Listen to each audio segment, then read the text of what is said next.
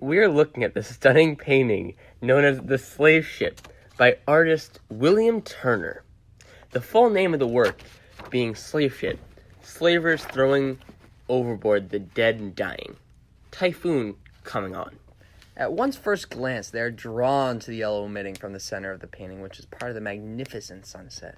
The outer boldness of this painting looks upon the spot, almost creating an illusion of semblance, but in fact, the painting holds a dark picture.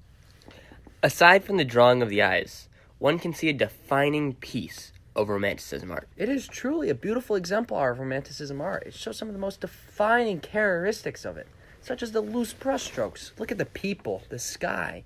There's no defined line for one single object. The slashes as brushstrokes, the painting.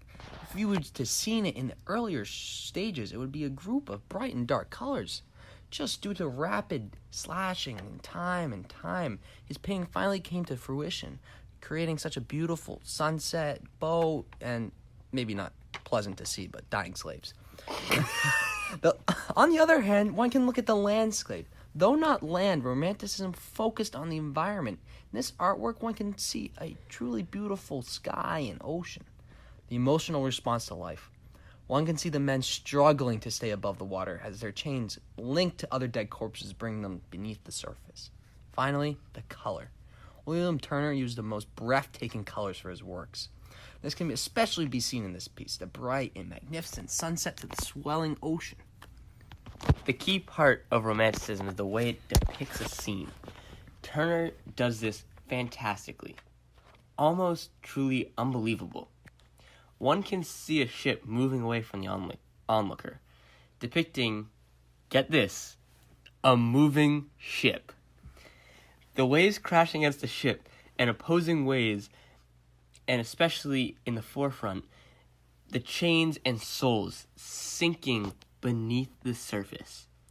This painting was actually based on a true story about a ship that was caught in a typhoon and how the slave ship Zong, whose captain had overthrown sick and dying slaves to collect on insurance money, only available for slaves lost at sea.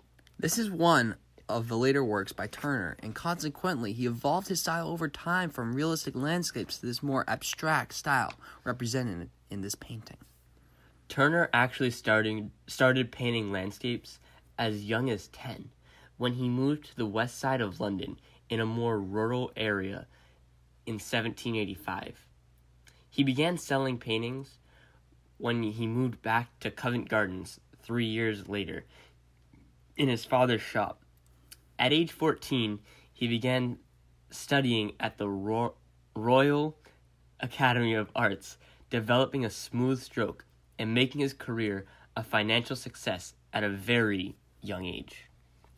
He won an award from the Royal Society of Arts for his detailed landscapes.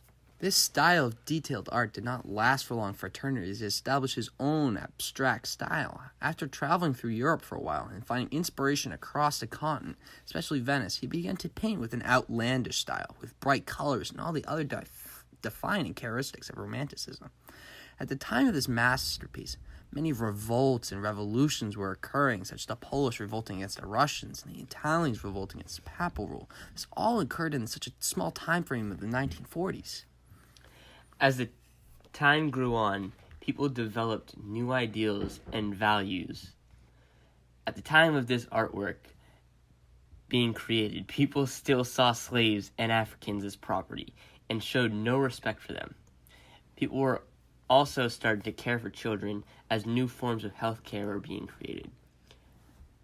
England initialized the first required vaccinations, which led to better caring in the family. Personally, as a professional painter myself, I find this piece of artwork to be incredible in elegance and overall beauty of it. The way Turner grabs the onlooker's attention to the fine detail in the sunset, to the slowly but ever-fading slaves drowning in the foreground of the painting. I truly believe this is one of the best works in the Museum of Fine Arts.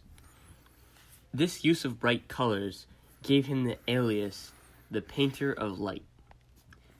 Personally, as a painting critic, I find this use of bright colors to be beautiful, But overall, I'm going to have to disagree with you, Josh.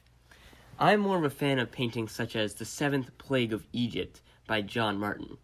It is a much more detailed piece, which I tend to enjoy more.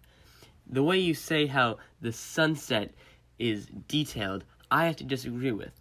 I think the sky is a very blurry mess, and I think it takes away from the beauty of the landscape, although these blurred lines and loose brushstrokes with the very bright colors is very beautiful on its own.